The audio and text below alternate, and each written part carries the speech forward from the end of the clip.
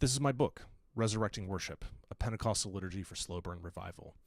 It's a story about how God brought a small dying church that I've pastored for about a decade back to life. Why did I write it? Well, in the end, it was my wife Holly who convinced me to do it. I've been telling her for a while that I wanted to write it, but I'd been hesitant for all sorts of reasons.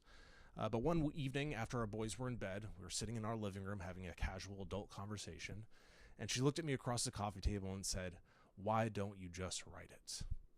And so I did. I put my fingers to the keyboard, and the Spirit led me. That, of course, was a trigger, but the bigger picture of why I wanted to write it in the first place is that I love the church, and I want the church to remain faithful in its worship. Here are a few reasons why I wrote this for the church. Number one, in an American evangelical church dominated by stories of megachurches, we need more stories of the faithful work happening in rural and urban contexts. Number two, I wanted to show that the church's works of compassion and social justice need to be founded on the worship of the triune God. If they're not, then the church inevitably just ends up being any old 501c3.